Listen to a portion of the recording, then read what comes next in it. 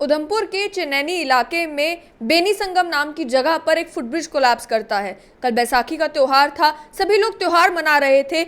ऐसे में जब उस ब्रिज के ऊपर कई सारे लोग आ गए तो ब्रिज अचानक से कोलैप्स कर गया। फुटब्रिज था और उस मामले में बताया भी जा रहा है कि एक 9 साल की बच्ची की मौत हो चुकी है। उस 9 साल की बच्ची का नाम अनु कुमारी बताया जा रहा है और साथ ही में डिटेल्स जो अभी तक आ रही हैं उसमें बताया जा रहा है कि कल तक जो नंबर इंजर्ड का था वो 43 था।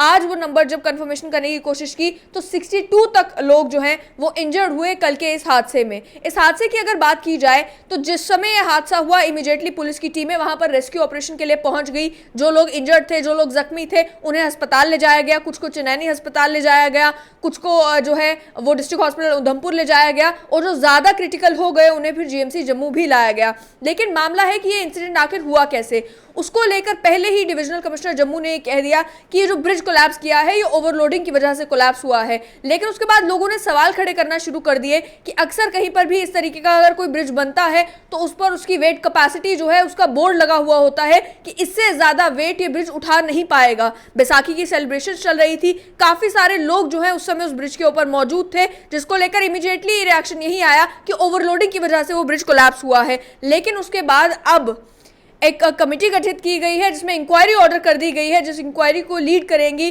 Deputy commissioner Udhampur Kritika Jyotsna.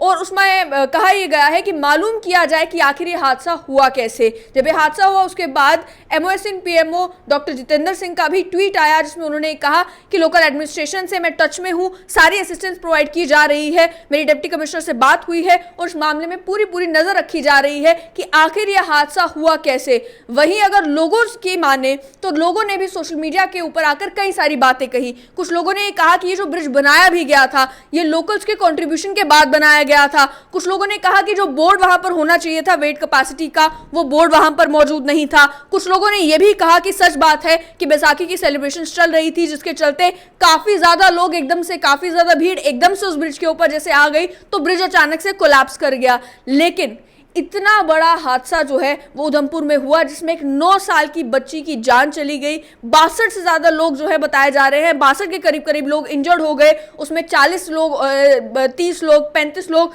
ऐसे बताए जा रहे हैं जो हॉस्पिटलाइज हो गए।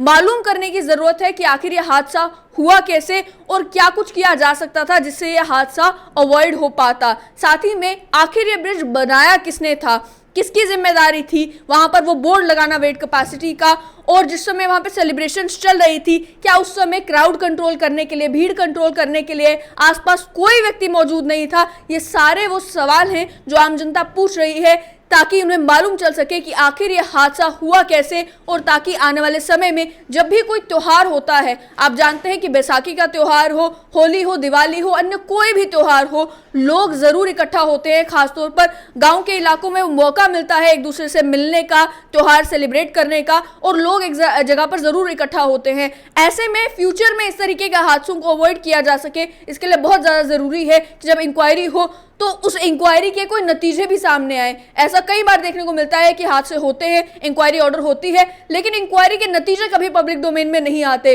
तो इस मामले में लोगों की ये उम्मीद है कि कम से कम ये जवाब दिया जाए जनता को कि आखिर ये हादसा वहां पर हुआ तो हुआ कैसे। और वहीं लोग भी ये मानते हैं कि लोगों की भी गलती है जिन्होंने ये समझे बगैर कि आप एक कमजोर से ब्रिज के ऊपर जब इतने ज्यादा लोग खड़े हो जाएंगे तो वो ब्रिज कोलैप्स कर सकता है। चाहे ब्रिज कमजोर ना भी हो लेकिन उसकी वेट कैपेसिटी जितनी है उससे ज्यादा, उससे 5 गुना, उससे 4 गुना ज्यादा लोग जब एक ब्रिज के ऊपर आ जाएंगे तो ब्रिज कोलैप्स कर सकता है।